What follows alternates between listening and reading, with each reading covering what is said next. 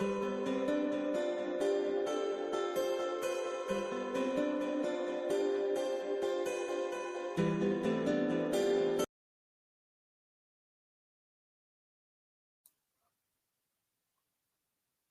everyone. I believe we are live. Very nice to see my co-speakers for the event. I hope we have some participants who are new to the platform, so not entirely familiar how this works. So welcome to this session, this humanitarian talk this evening on nature-based solutions to climate change in humanitarian contexts. Tonight, we're going to be talking about what nature-based solutions are and how we see that managing and conserving and protecting ecosystems can have a role to play in humanitarian contexts, whether we're talking about increasing resilience of communities, reducing their vulnerability, reducing exposure and impact to hazards. And while this is an approach that's been broadly talked about in the climate change sphere, so it's something that you'll have heard at the UNFCCC COP26. It's something that has had a lot of attention from donors, increasingly from practitioners. It's something that's quite new in the humanitarian field. And we see this as something that really can play a role in not only addressing disaster risk reduction or climate change adaptation and mitigation, but also, for example, providing food and water security, which are critical as part of humanitarian aid. I'd like to have an overview of our slides, please, if we could get those on at the moment.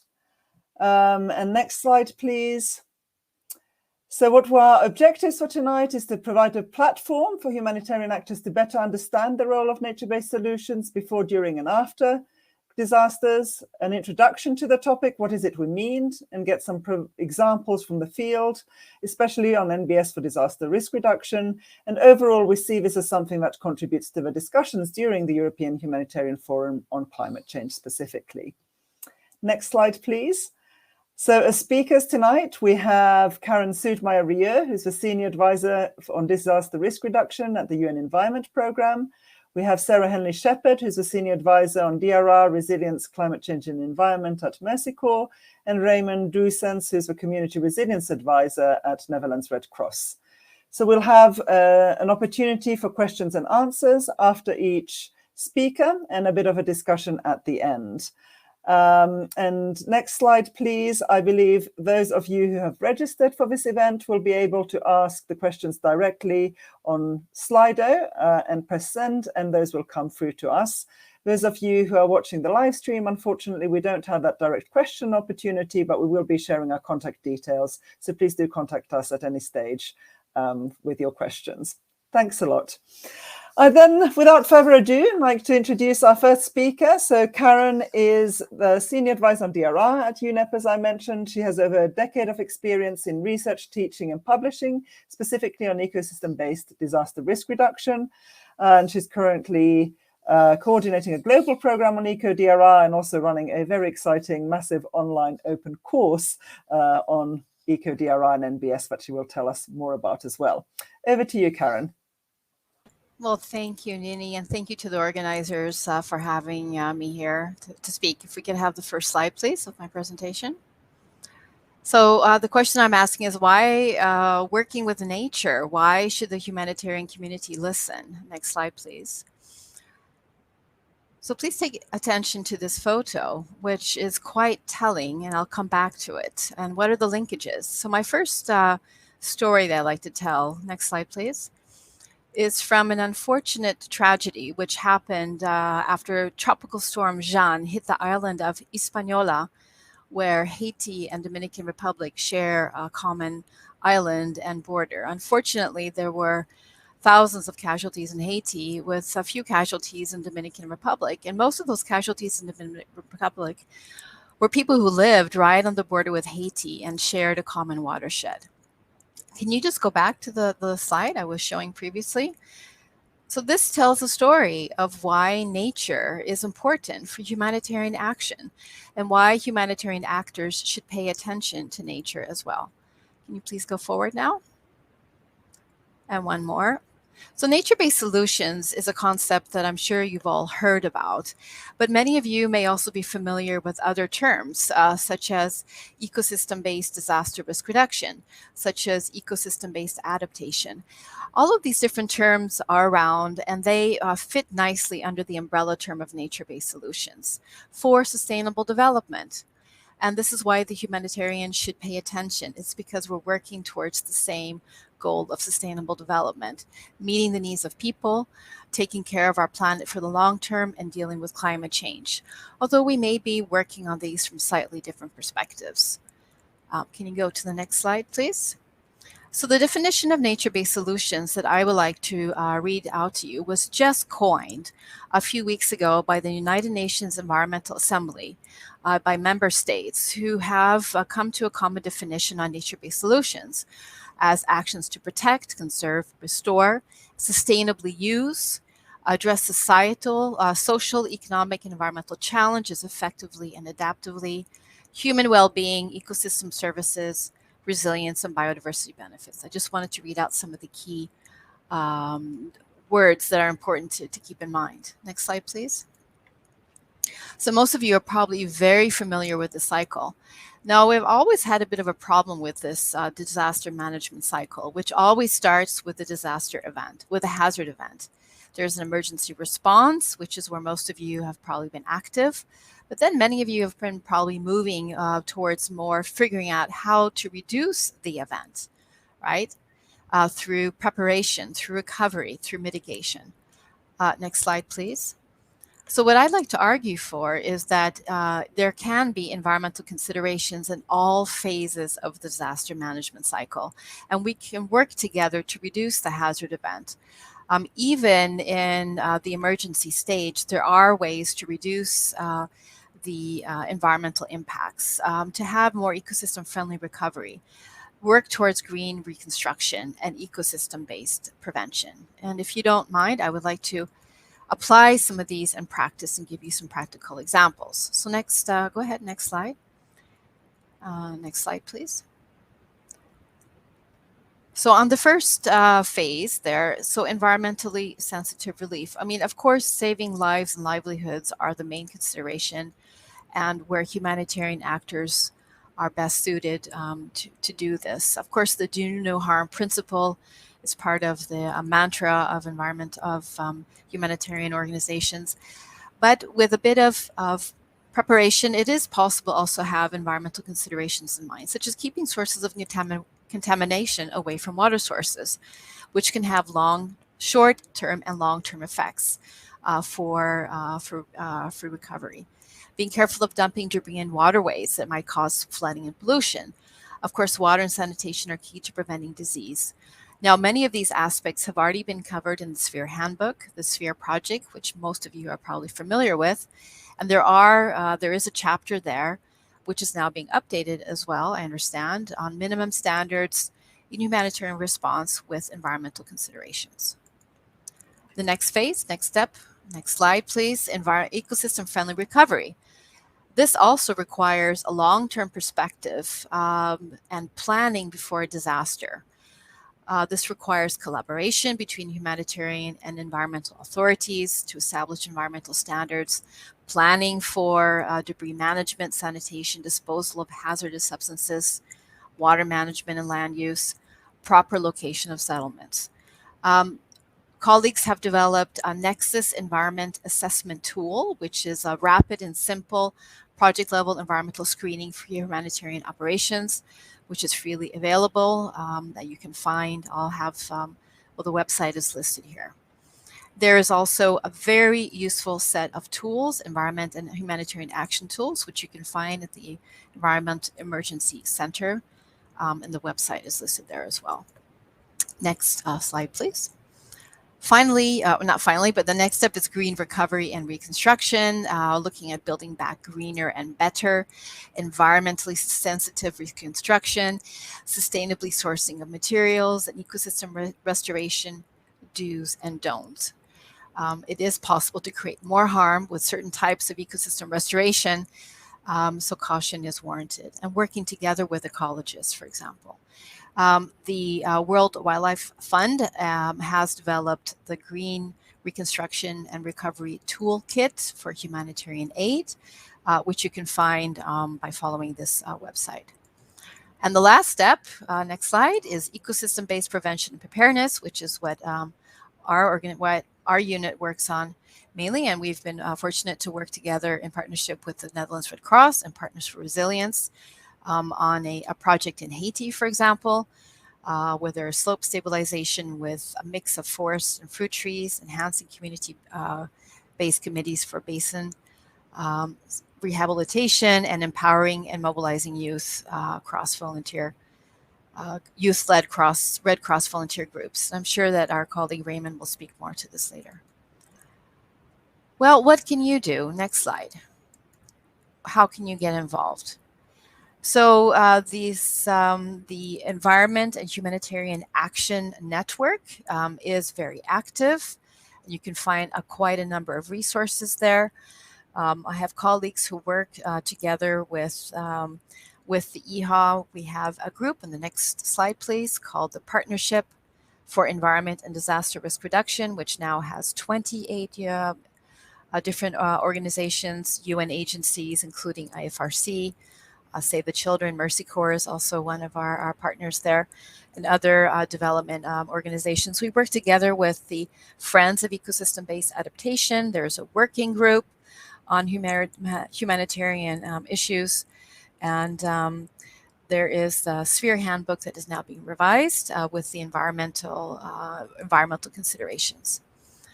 The final slide, next to final slide, is about our MOOC. Thank you, Nini, for having put in a pitch on that, which is called Nature-Based Solutions for Disaster and Climate Resilience. It is open and free. We currently have 54,000 registered participants and about 10,000 who have graduated. It's open, and there are also examples on humanitarian action with guidelines on and resources of things that you can do to be active in this field.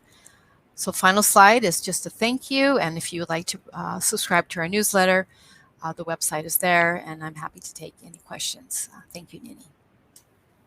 Thank you so much, Karen, for introducing us to the topic and getting us started.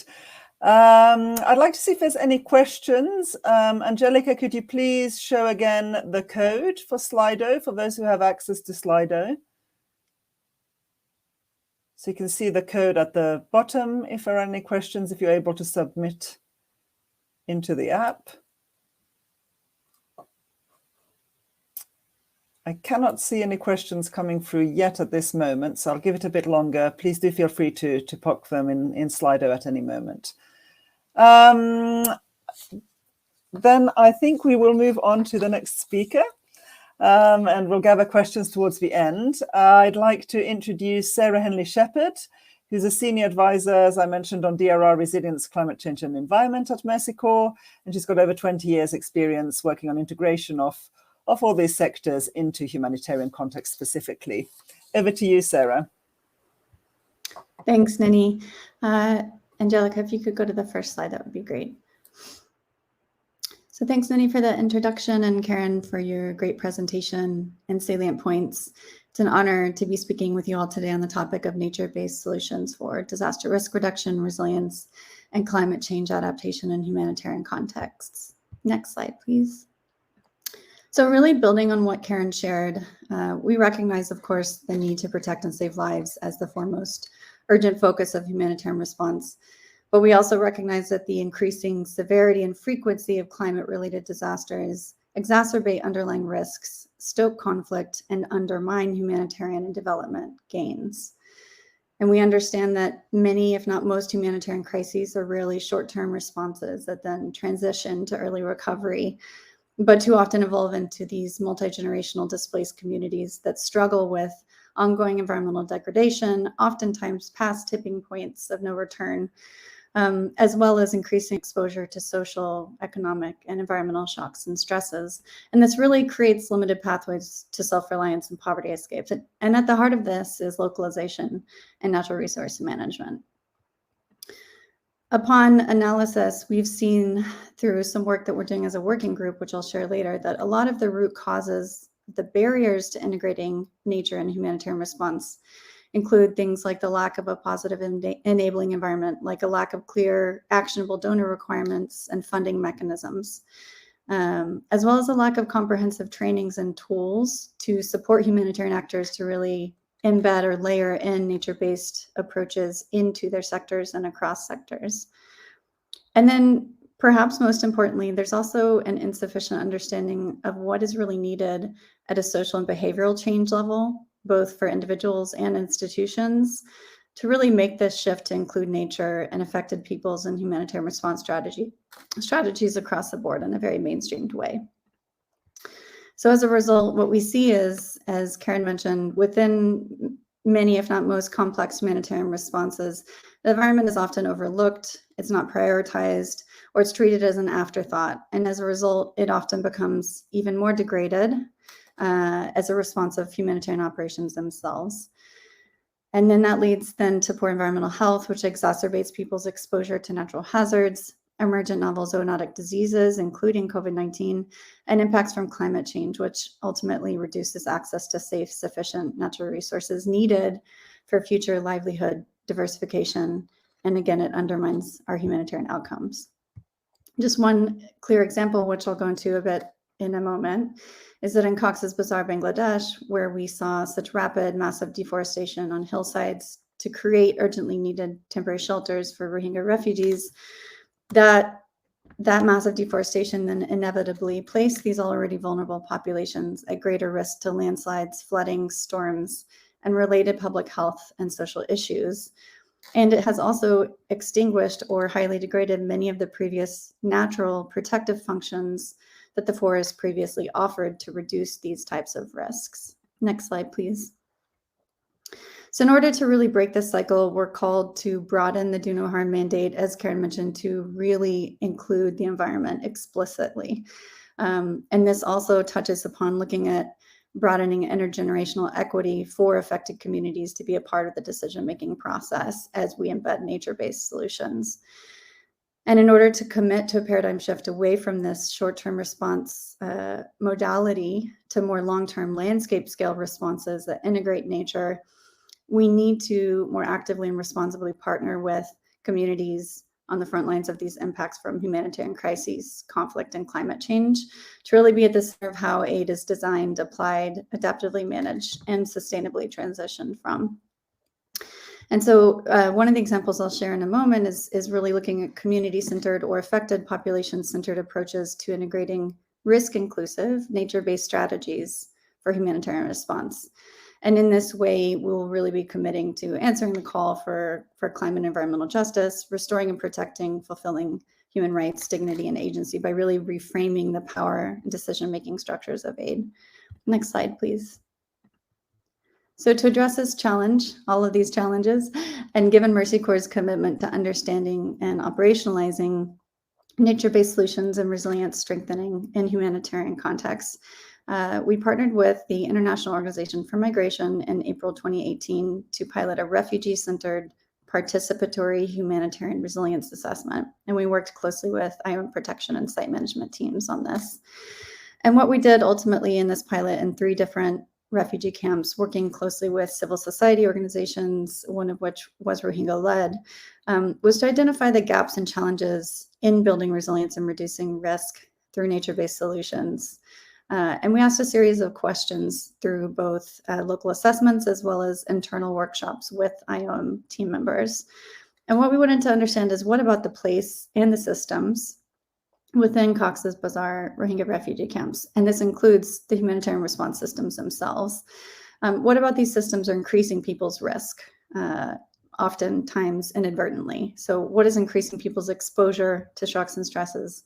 What's increasing their vulnerabilities to them? And how are we potentially inadvertently undermining people's positive coping capacities or resilience capacities? And then what can we do to address these issues and to formulate solutions for better community mobilization and kind of shifting how operations are designed and executed to be more inclusive of affected populations and nature-based solutions. So ultimately what this looked like was community mobilization guidance in the form of participatory assessments. And these were done in focus group discussion style. They took about 3 to 4 hours per group. And they included a rapid needs and capacities assessment framed around a series of resilience questions. It included participatory risk and resource mapping to really support participants or Rohingya refugees to identify their own risks and resources, and that informed an analysis of their hazards, vulnerabilities, and capacities, and ultimately action plans. And these action plans were then shared with and bought into by protection and site management teams. And this really kind of revolutionized or transformed the voice and the power and the mobilization strategy that IOM had at the time with civil society organizations and with the Rohingya refugees themselves. And so even through kind of small ways of reframing questions and reframing mobilization strategies, we can really transform the impact of aid and the longevity of those impacts in positive ways. In addition, the results, these action plans, as well as the needs assessments, the results and the maps, they informed a joint response plan. They inform the sector specific, so again, protection or site management, team strategies and plans. And it also just more broadly opens up pathways for more equitable and sustainable community engagement strategies within the structures. Next slide, please. So I've just put up a few quotes from a few assessment participants, as well as one Rohingya facilitator, because we did this in a training of facilitators modality where we trained Rohingya facilitators to do a lot of these sessions. And it really, again, shows the capacity for an assessment to not only not be extractive or duplicative of other assessments from other sectors and other organizations, but that really assessments can and should be done in ways that are empowering, that promote equity and promote raising up the voice of affected populations and enabling them to really look at the role that nature has played in their previous lives and the role that nature can play in their current lives and the current place that they live, to really formulate solutions together with humanitarian actors. So after this pilot, we also did the same humanitarian resilience assessment in post-flood Kerala, India, and post-cyclone Zimbabwe. And these were done, again, different contexts, different places, and they were done during relief periods to inform risk-informed resilience strengthening early recovery programming. So the importance here is just to note that any kind of guidance or tools that are developed need to be flexible for different humanitarian contexts, whether they're protracted crises or post-acute shock contexts. They need to be flexible. So just to summarize what we've experienced across these 3 humanitarian resilience assessments, first, we can do this, and it's not that difficult. We can mainstream participatory nature-based tools that look at reducing risk and strengthening resilience. We can do this in specific sector teams, or we can do this across teams. And it can inform joint response plans, operational plans, strategies, and so forth. Also, such tools can and should probably link to CARM mechanisms or community accountability and reporting mechanisms. And again, it's important to reiterate that assessments and analyses and the tools that are developed as a result should not be extractive, but they should improve learning and empowerment and engagement of refugees, IDPs, civil society, and so forth. These types of tools also enable us to expand and deepen our do no harm commitments, to be nature inclusive, to be intergenerational, and to improve overall standards of excellence in aid and really create better pathways for early recovery and transitional development. And finally, it's really important for such tools to recenter us as external humanitarian actors or even local humanitarian actors to acknowledge that coping and adaptive strategies already exist within crisis-affected populations, and we need to design humanitarian interventions that are aware of these and that can promote or kind of reify these positive coping strategies, as well as ensure that we are not exacerbating negative coping strategies. And overall, this will support more holistic, risk-informed humanitarian response, prioritizing nature and affected populations. Next slide, please. So basically, after these pilots, I was motivated to start a cross-network working group. This spans the networks that Karen mentioned earlier, the Friends of Ecosystem-Based Adaptation of the IUCN, EHAN, Environment and Humanitarian Action Network, and PETR.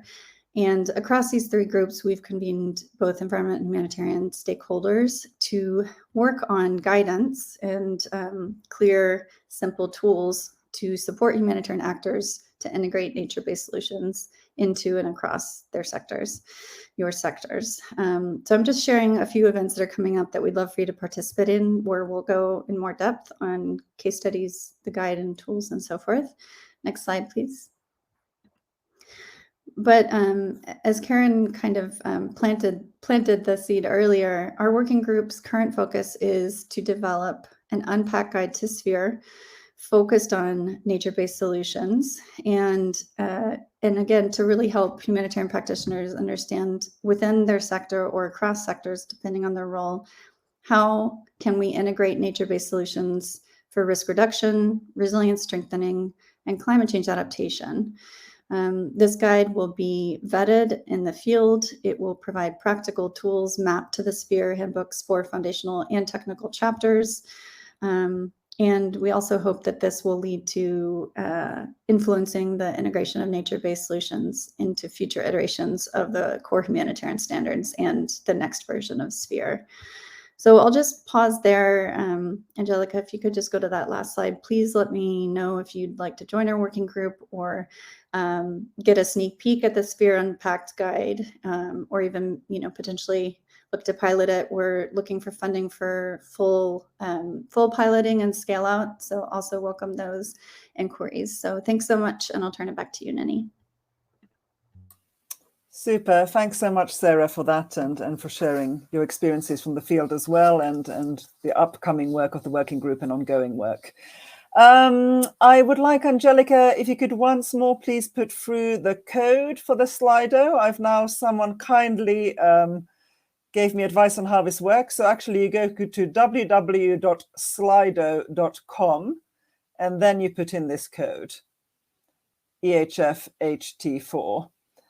So www.slido.com, and then when you are prompted to put a code, please put the code that you can see at the bottom of the screen now, and then your questions will come through.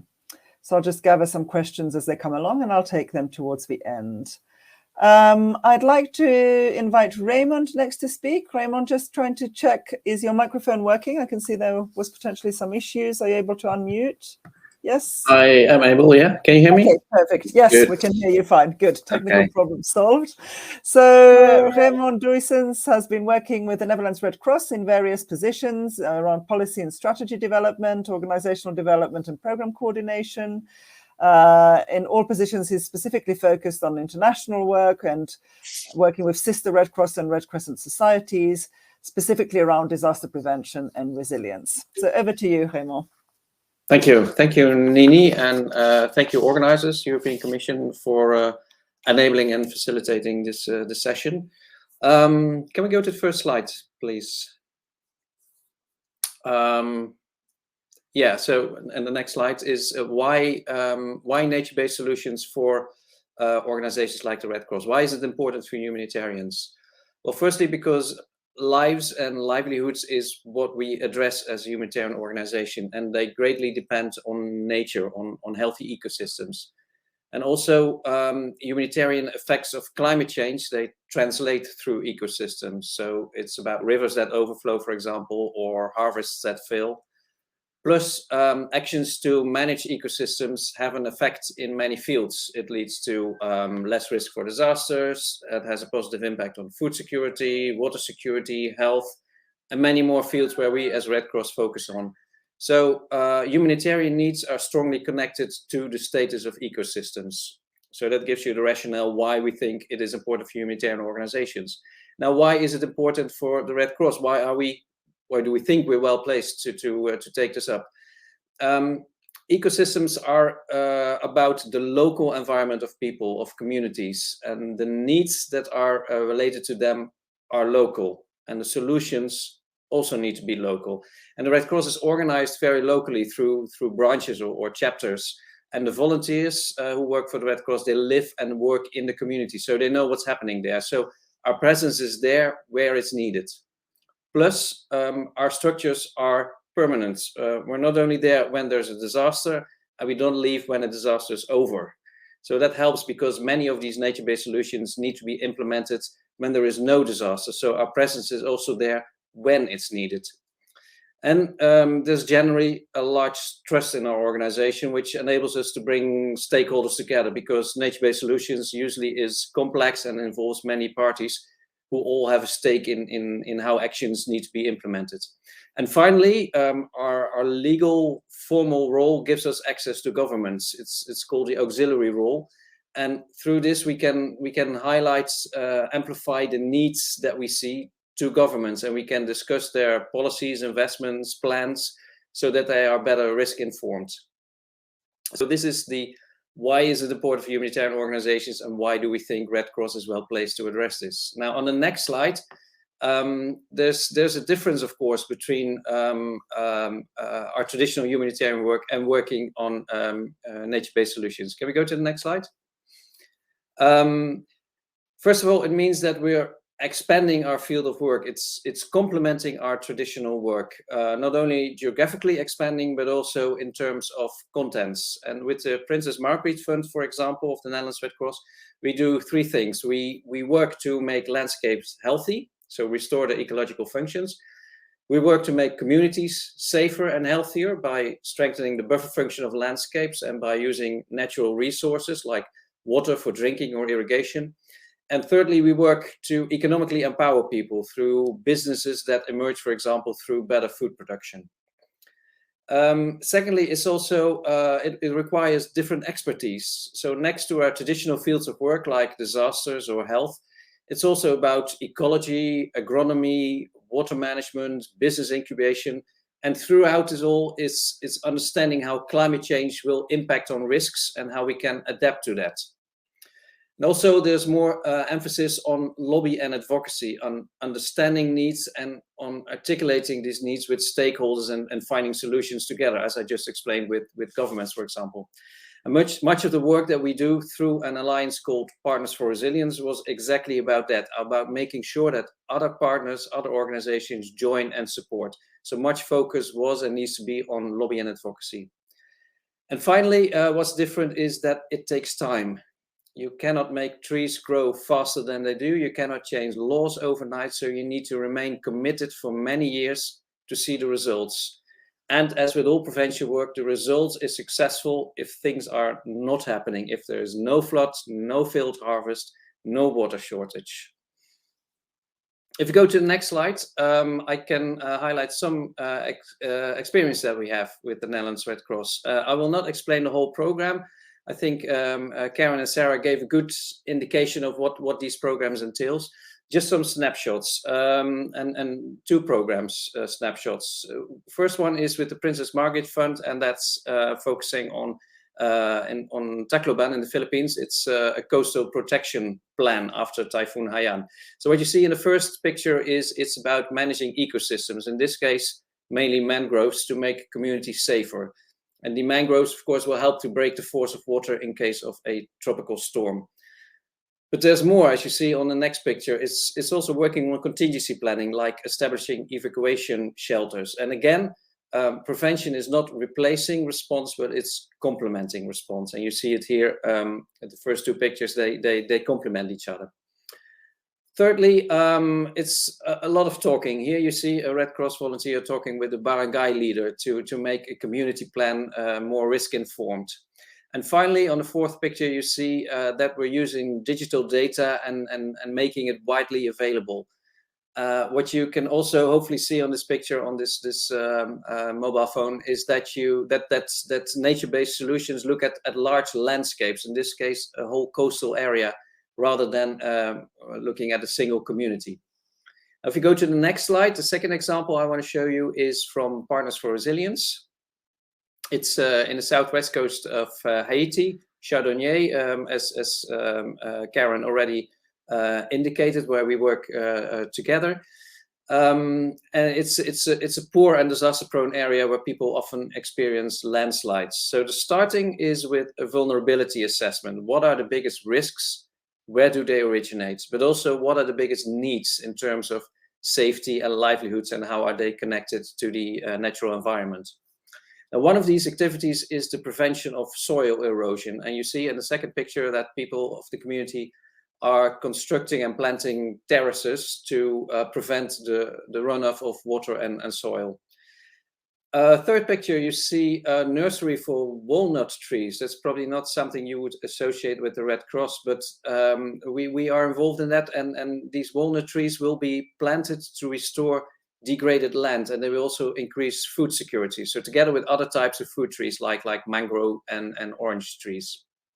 And finally, the fourth picture is you see a schoolgirl who speaks at the World Environment Day, an event that was organized. And the program has many activities to make youth aware of the importance of taking care of the natural environment, and it also strengthens the cohesion in the community.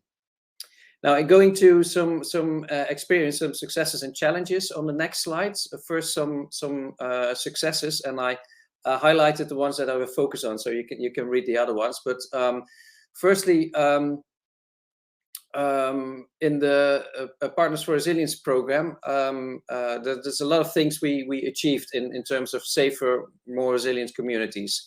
In 10 years' time, over 600,000 people are now covered by risk plans, and over 100,000 community members now have more diversified livelihoods. We reach out to about 500 organizations about risk reduction, climate change adaptation, ecosystem management. And there are many achievements in terms of improved legislation, adjusted local development plans, and simply, making the voice of communities heard at meetings, at conferences. And also we expanded our understanding of ecosystems, of how they are connected to many fields of our work. And that also stimulated our work and a better understanding of resilience, seeing that a community's ability to deal with shocks and stresses that stretches across many domains. It's about disaster management, water, food, health, shelter, social cohesion, natural resource management, of course, and often all at the same time and interconnected. Now, if you go to the challenges, I listed a few, but highlight only two. First of all, is that we need to combine different fields of work. And in our organization, the Red Cross, they are often separated. You have the disaster management department, you have the health department, etc., etc. And we need to make sure that these departments better work together. And we also need to include non-traditional expertise and resources, what I already mentioned, the ecology, agronomy, business development. And that implies working in partnerships. And traditionally, we had all the experience that we need in our work within our own organization, but this is different working with other organizations. They bring different tools, different working modalities, so we have to adjust to that. Now, the Partners for Resilience Alliance that I mentioned was one of the first to apply this at large scale with environmental development and climate organizations. And our combined work brought new challenges to the Red Cross. Just as an example, in Ethiopia, where we assisted in constructing water spreading weirs in 2 municipalities in the Somali region. Now, they prevent erosion and they enable water infiltration in farmland. That's technical and relatively straightforward. But then the question is, who benefits from it? Is it only the communities directly adjacent to it, or is it also other communities? And how should that be regulated? So that opens up legal discussions, and that engage the Red Cross in Ethiopia in discussing things like bylaws. And another example is the focus on livelihoods and poverty. And again, we should recognize also how our work impacts on poverty reduction. Now, that doesn't make us a development organization, but we do need to factor this in. But there's a challenge, of course. Ecosystem restoration and disaster risk reduction have benefits that lie in the distant future and that are difficult to monetize, whereas current practices like charcoal production, however harmful, at least they provide an income here and now. So that's something we ran into when we engaged with communities in Uganda and Haiti. Ecosystem initiatives, nature-based solutions, need to be based on cost benefits analysis and need to show direct incentives and benefits for the communities. These are just two of the challenges. I listed more. They also relate to monitoring evaluation, which is much more complex. We also need to think of how to expand the nature-based solutions, not only in rural, but also in urban areas, and some other challenges as well. But I probably leave it there. So I explained the why, the how, and also the how not. And perhaps when we engage in discussions, we can also look at other challenges and experiences. Back to you, Nini. Thank you so much, Raymond, for that very interesting presentation. Summarizing a few of the points that you were raising, I mean, resilience came out a lot, and the importance that nature-based solutions need to really focus on communities, on assessing the risks that are there, tapping into those knowledge networks that are there, those capacities that are there.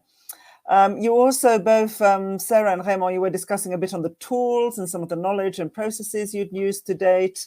Maybe I wanted to explore some of those a bit further. So what do you think in terms of what's needed next? And so what kind of partnerships, that's something you mentioned, Raymond, what kind of partnerships are the ones that are needed? Who are the stakeholders we need to be engaging with? What role might there be for humanitarian actors specifically? Might there be some specific role for donors? What is the role for European Commission, for example? Any first thoughts maybe on that partnerships element? And please, anyone who wants to jump in, go ahead. Raymond, I can see you have some thoughts you'd like to share. Yeah, well, what I also explained is that I mean, there's a lot of knowledge on disasters, disaster risk management, also a little bit on livelihoods when it relates to food security, for example. But exploring the larger scale, doing that in larger landscapes, working on ecosystem restoration, that's a whole different field of work in which we have less experience, less knowledge. So there we need to reach out to other organizations, and for instance, the partnership that we have with UNEP is very beneficial there. That they bring in knowledge on ecosystems, where we can complement that with knowledge on disaster management, for example, and together, and again that leads to the resilience thinking. Complement all these fields to make a holistic program that addresses the multiple needs of communities, because the needs of communities are not sectored in it's only water or it's only health or it's only disasters. They all see them interrelated, and so our way of thinking also needs to be to address them, to address multiple needs and do that at the same time. So we need definitely more partners, more technical partners in these fields. So just as a first thought. Yeah, thanks, Raymond. That's a really, really important point. And I really like that you highlighted this need for cross-sectoral approaches and bringing these different types of expertise together. And indeed, the nature-based solutions can help us achieve some of the humanitarian objectives, but we need to kind of move away from siloed approaches, both within our organizations, but externally as well. Karen, since Raymond kind of mentioned UNEP as a partner, is there anything you'd like to add on that dimension of key stakeholders to involve in this work? Sure. Thank you, Nini and Raymond. And I would like to mention that and thank the European Commission's International Partnership Department for funding our project, which has been very innovative, and is about upscaling community resilience through ecosystem-based disaster risk reduction. What I would like to mention in terms of next steps and upscaling, Nini, if I might, I understand that IFRC and ICRC has a charter on climate and environment for humanitarian organizations that over 200 organizations have signed up to, which contains commitments on greening. So congratulations to IFRC for this incredible initiative. There's also initiative on reducing plastic and plastic packaging waste. I understand mainly under USAID. But they're also, and third, DG ECHO has drafted minimum requirements for their projects. And UNEP would like to convey that we find their minimum environmental requirements and recommendations fairly ambitious and sound from a technical point of view, and very pleased to see a reference to the NEAT Plus tool as part of their suggested actions. So I see more happening, Nini, in this field. And some of the large partners, including IFRC and DG ECHO, are definitely getting on board with environmental requirements. And I think that it's definitely heading in the right direction. So thank you. Super. Thanks, Karen, for highlighting many of those important initiatives that are already taking place.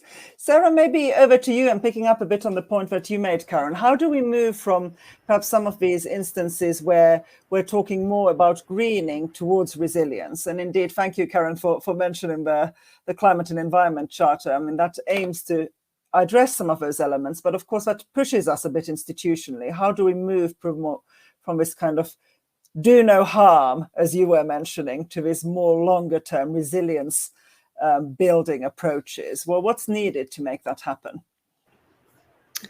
Thanks, Nini. I mean, I think that's a really important and also very challenging question.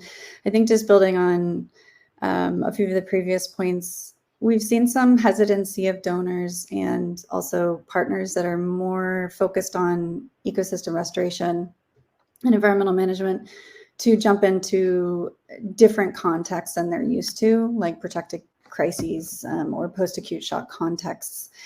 And I think we need to move beyond that and look at partnering differently, partnering more strategically, and partnering in less competitive ways. And that gets to a whole wish list of what would need to shift to make that enabling environment possible. But I think, I guess my point here is I would like to challenge the concept that we need to only wait until the context is okay to engage in environmental approaches to nature-based solutions and so forth. Because often when we do jump in later, like in the recovery stage, a lot of environmental actors think that's the time to jump in. Sometimes it's too late. And the actual response and relief operations themselves have transformed the environment to a degree where, as Raymond said, it takes a really long time to plant trees and for them to grow and for those ecosystem services to get jump started. And so I would argue that the sooner the better. Of course, once life-saving and sustaining efforts are met, at least in the initial phases, and that they shouldn't be separate, that environmental actors, donors, and so forth need to really kind of push back the sleeves and jump in with humanitarian actors in a collaborative way to really start to build in tools together, like the participatory humanitarian resilience assessment that I mentioned that Mercy Corps led, and soon the Sphere Impact Guide to Nature-Based Solutions and Humanitarian Response, to start building those relationships with affected populations and working with them to co-design nature-based solutions for more risk-informed response, relief, and recovery. And I think to that end, we need to see also what Raymond mentioned is we need more funding over longer timeframes. We need flexible funding that allows for more innovation, more pilots, more kind of seed grants where we have the freedom and the capacity to, again, to build those relationships with affected populations, to learn from their traditional and local ecological knowledge in ways that are equitable and respectful, and to develop kind of broader consortia that are focused less on competition and more about the collective good, to really addressing these kind of systemic barriers to integrating nature-based solutions before, during, and after humanitarian crises. I'll just stop there, but I think a lot needs to shift in order to create this enabling environment. Super. Thanks a lot, Sarah, for that. Since you were talking a bit more on the response and recovery side and the need to see this as a continuum, Raymond, given your work is a bit usually before disasters, how do you see that we bring those pieces together? What is it we need to do in terms of prevention, preparedness, and indeed disaster risk reduction in terms of NBS? I think it's important to firstly to see that it's not replacing something. So it's what I try to explain is expanding our work. So much of nature-based solution work on ecosystem management and restoration is long-term, is more prevention oriented, and that needs to go hand in hand with still the facilities, the structures to provide support when it's needed during disaster. So it's not one is not replacing the other. And a lot of the work on disaster risk reduction in the longer term is, as in the example showed, is doing assessments. Where are the risks in the landscape? What are the risks for landslides, for example, and how can they be addressed? What is the relationship between ecosystem degradation and effects on agriculture, on land management, for example? So all these things, how they interrelate with each other. And then I think another important thing is that a lot of the disaster risk reduction, the assessments are about vulnerabilities, but we also need to look at the needs of communities. And these needs are not only disaster related, these needs are also in terms of income, food security, livelihoods. So we also need to see how they relate to the work we do in the environment and with the environment. And often, as we discussed, many of these interventions that we do in the landscape can also have benefits in these fields. So it's the interrelation, and it's complex. It's a lot of things bringing together, but it's of course a buzzword, but holistic approaches. I think that's important. Super. Thanks a lot, Raymond, for that. And indeed, holistic and cross-sectoral approaches, and how these issues interlink, and what's the role of nature within that broader spectrum. Maybe Karen, would you be able to discuss a little bit on taking this at a slightly different level? What are some of the policy implications of this work? We've talked about finance, we've talked about practice, we've talked about partnerships. What does this mean in policy terms? Scaling up work on NBS. Right. Thanks, Nini. Well, in terms of, nature-based solutions has been elevated. I would say we were working in the basement level of the global platforms and have now been elevated up to higher level sessions at the global platform for disaster risk reduction in Bali, for example, which is coming up in June, which Sarah mentioned briefly. We now have one high level event and another side event along with, I see that Sarah also has an innovation booth. So in terms of policy, now, the Sendai framework for disaster risk reduction is one of the main international policy frameworks that does mention ecosystem management. However, there are four principles for the Sendai framework, and the fourth principle, which is related to prevention, unfortunately does not mention ecosystems. It's related to preparedness. It does not mention ecosystems. And this would be one area where our group, PEDR, would like to encourage policymakers to consider including ecosystems also in preparedness and in post-disaster. So I think that would be one area for policy improvement. Also then at the recent Glasgow talks, nature-based solutions appeared as one of, I would say, one of the main successes. And recently at the United Nations Environmental Assembly, we did have a new definition on nature-based solutions. So we see that nature-based solutions, including disaster risk reduction, is being integrated in many of the large policy frameworks. Now, one of the main questions is, well, what will member states do to actually implement? So we do have this language at the global level, but more help is needed to assist governments in actually implementing this in the field and working with their disaster risk reduction partners and humanitarian actors together with environmental sectors in really making sure that this work is now implemented. So this is where we're also providing technical assistance through our program. Back over to you, Nini. Super. Thank you so much, Karen. We're coming almost to the end of the session. I'd like to ask, would our speakers any last final remarks you'd like to still make? Sarah, any final words from you? Raymond? Just thank you, all of you, for joining our session. And I think definitely reach out to us if you'd like to chat further about this topic. We acknowledge that what we're proposing and what we're working on is can be uncomfortable for some folks, can be new, different, and that's okay. And I think that's part of what we're hoping as far as transforming how programs are funded, how policies are developed that also influence those funding mechanisms. We need time to work together to experiment and to figure out ways that are both adaptable and also scalable to integrate nature-based solutions into humanitarian response. And we acknowledge that there's a lot of work to do. So we appreciate all of your partnership and interest. Thanks. Super, thanks, Sarah. And maybe just on that point, so all, I believe, the materials will be available on the website, and our contact details should be there as well. Remo, any final words from you?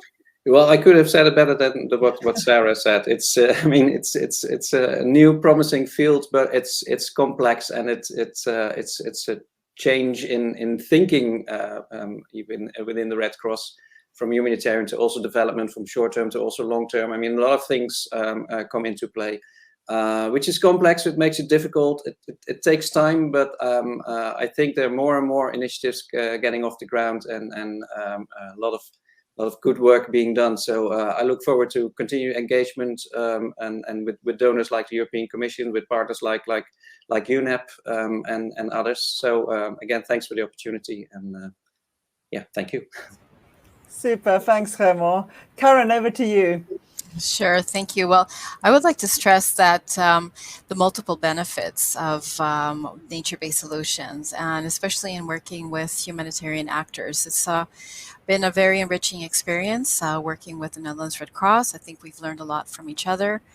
And the multiple benefits, for example, in having different types of approaches, and having trees that grow not only for livelihoods, but also for soil stabilization, for shade. And these are all types of things that add up to resilience. But not only that, but groups working together to do the plantations, they're then organized, and they're more, I would say, ready to deal with an upcoming disaster. So there are multiple benefits. There is some complexity, but the benefits definitely outweigh, I would say, the complexity of it. So let's continue dialoguing. Let's continue pushing for greater upscaling and longer term funding. And thank you again for this opportunity. Thanks so much, Karen, and thank you for ending on the positive note. It was indeed what I wanted to also bring into the closure, that I think, of course, despite the challenges, the reason why we are working on this together is that we really think that the resilience of communities does depend on this, and our ability to reduce the impacts and exposure to disasters requires working with nature. And so despite the challenges, that it is a critical part, and we're really looking forward to continuing collaboration with all of you, both listening to us and on this call today, and look forward to engaging moving forward. Thanks so much, everyone, and wishing you all a good evening, good morning. Thank you. Thank you. Bye. Thanks.